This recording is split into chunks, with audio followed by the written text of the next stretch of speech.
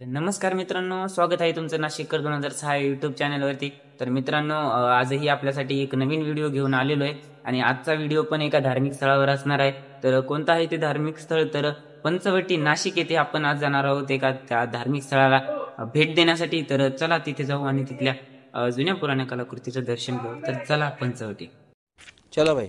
मध्ये तर हवा कमी, आपल्याला टायरमध्ये हवा भरून घ्यावी लागेल कारण की खूप दूर जायचंय.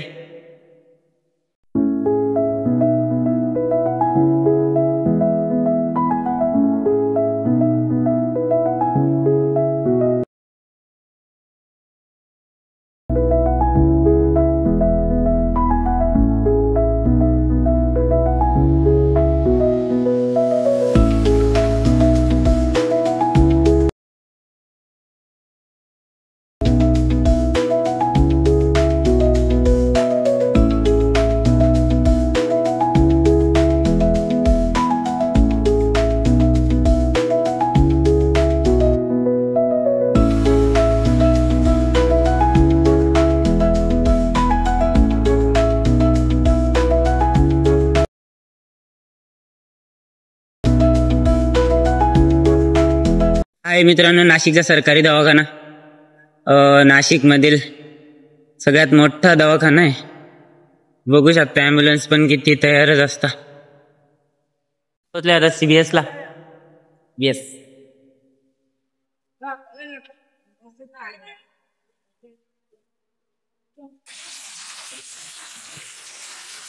पुन्हा चालून चालून शेवटी आपण पोहोचलोय पंचवटी नाशिक येथे. बघा, अच्छा हमको सिखा रिया है. बघा या साईडचा व्ह्यू आहे.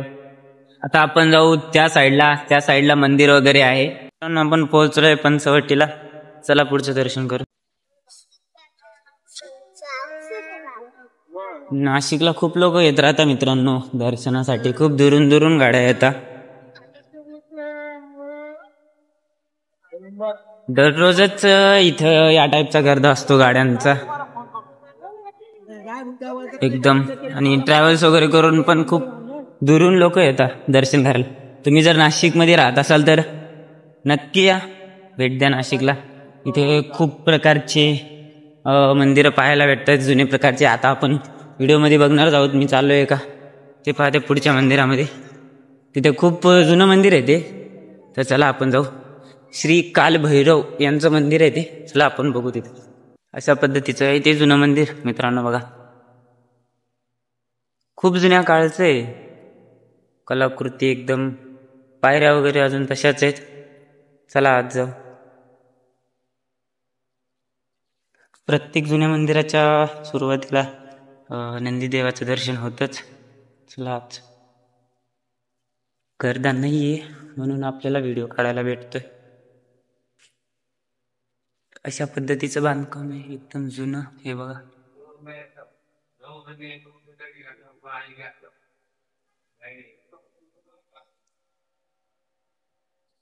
खूपच पूर्वीचं मंदिर आहे.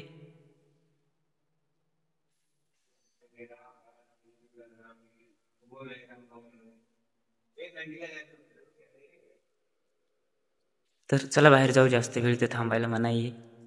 जशी कलाकृती मधून गेलेली सेम त्या पद्धतीचीच कलाकृती बाहेरून पण केलेली. एकदम म्हणजे असं कोरून केल्यावानीच काम केलेलं आहे. किती बारीक असं काम आणि नक्षीकाम आज कोणी, मला तर वाटत नाही करू शकतं, पण करू शकतात. परंतु पूर्वी कमी साधनामध्ये पण एवढी भारी कलाकृती बनवणं म्हणजे आश्चर्याची गोष्ट आहे. ही बघा, कोरून बनवलेली आहे ते सर्व. हे बघा, फूल वगैरे एकदम भारी. सगळं काम एकदम भारी केले. परंतु आता खूप जुनं असल्यामुळं पडायला आलंय बहुतेक. वरतून पाहू शकता तुम्ही. फक्त हेच नाही, त्यांच्या साईडच्या भिंती सुद्धा पूर्ण दगडाच्या आहेत, सिमेंटच्या नाही आहेत. हा बघा. चला पुढे जाऊ. मागच्या साईडचा व्ह्यू सेम तशीच कलाकृती एकदम भारी. प्रत्येक ठिकाणी मागच्या साईडला पण एक देवगण, पिंपळाचं झाड, मंदिराची जास्त शोभा वाढवतात.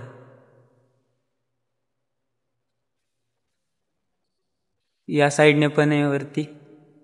पडायला आले. खूप जुना असल्यामुळं पडणारच झालं. परंतु कलाकृती बघून खरंच खूप आनंद होतो. हे बघा, बसण्यासाठी पण साईडला सुविधा एकदम छान पद्धतीने केलेली. खालच्या साईडला सुद्धा दगडानेच केलेलं आहे आणि पूर्ण काम मला वाटतं दगडाचंच आहे. मित्रांनो, हे मंदिर बघितले आता आपण जाऊ बाहेर आणि दुसरीकडे जाऊ बघायला. मित्रांनो, आता खूप छान गोष्ट घडली माझ्यासोबत. इथं आपले 3 माणसं भेटले होते. ते तिन्ही कर्नाटकचे होते. ते पण सोशल मीडिया इन्फ्लुएन्स होते. ते पण असेच फिरते लोक म्हणत आहेत आपण. ते पण असेच व्हिडिओ वगैरे काढतात दूर दूर जाऊन. पण त्यांच्यासारखं आपण दूर नाही जाऊ शकत. पण त्यांनी मला बघितलं व्हिडिओ काढताना, त्यावेळेस त्यांनी ओळखलं की मी ब्लॉगर आहे म्हणून. ते मी बाहेर जात होतो. बाहेर जात असताना त्यांनी जोरात आवाज दिला, मला बोलवलं. मला म्हणे की तुम ब्लॉगर हो क्या? मी म्हणलं हां. म्हणलं ब्लॉग बनवता हूँ, अभी मेरी 12th सायन्स कंप्लीट हुई है, मैं ब्लॉग बनवता हूँ. तर त्यांनी मला खूप चांगलं गायडन्स केलं की असं कर तसं कर, चांगलं करिअर होऊ शकतं, छान आहे तू करतोय ते. त्यांनी माझं यूट्यूब चॅनल पण पाहिलं आणि सबस्क्राईब पण केलं. खूप भारी वाटलं. तर खरंच आहे, कोणीतरी म्हणून गेले की तू फक्त सुरुवात कर, यश तुला नक्की मिळेल.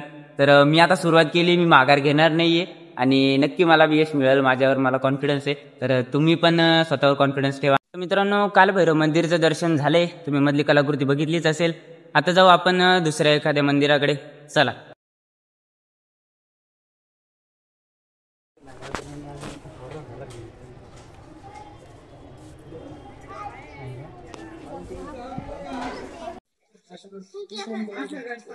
मित्रांनो, खरं तर इथं फोटो काढाय म्हणाये, व्हिडिओ काढाय म्हणाये, पण सर्व लोक काढताय. आपण बी बघून घ्या एकदा सर्व काही, इथली पण कलाकृती. चला लवकर बाहेर जाऊ आपण.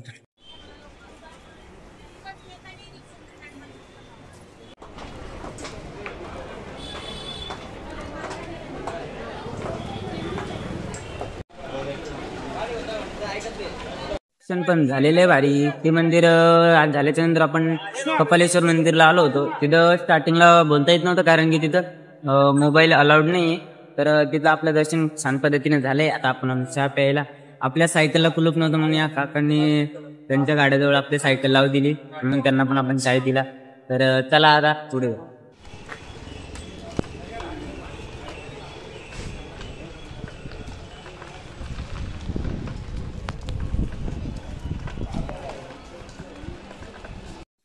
आपण आता आलोय सीता गुफेला. पाहू मध्ये काय आहे तर, मी पण नाही पाहिलेलं. सायकल लावली आपण इथं, पार्क केली. सायकलला कुलूप नाही म्हणून या काकूला सांगितलंय. त्या म्हणल्या ठीक आहे, चला आपण मध्ये जाऊ.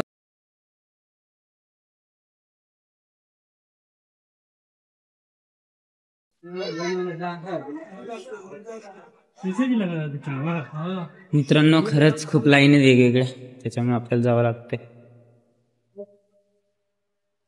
पूर्ण सिस्टीम बनवली सीता गुफेची. इथे 5 वटवृक्ष आहेत. त्याच्यातली आपण 5ला 5 दाखवणार आहोत पुढच्या व्हिडिओमध्ये. आधी मध्ये मंदिरात जाऊ, दर्शन करू.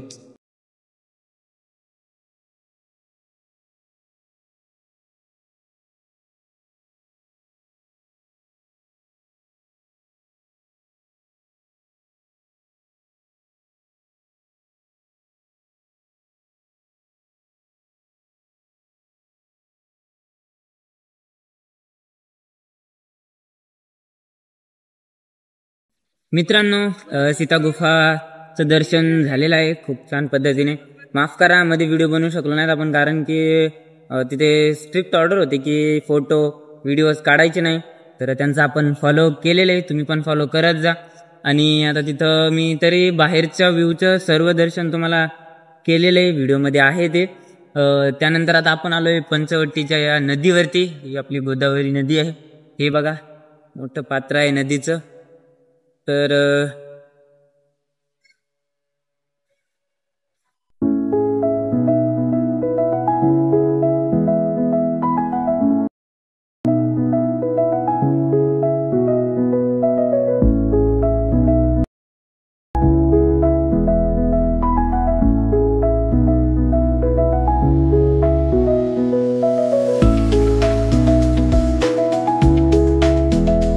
मित्रांनो, माझं एक सजेशन आहे सर्वांना की जर तुम्हाला फिरायची आवड असेल, ट्रॅव्हलिंगची आवड असेल, जुने पुराणे मंदिर वगैरे पाहण्याची जर इच्छा असेल तर नक्की पंचवटीला एक वेळ भेट द्या.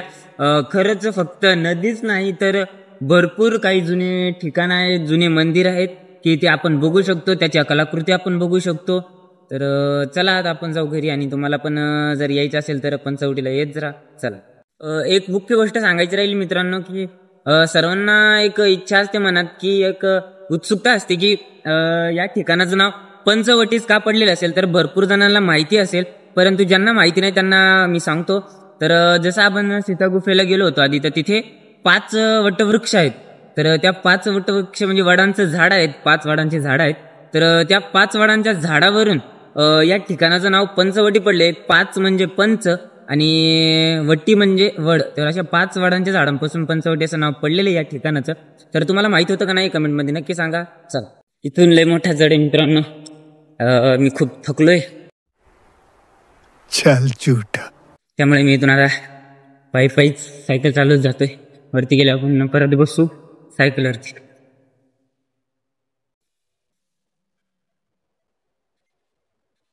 काम चालू आहे इथं.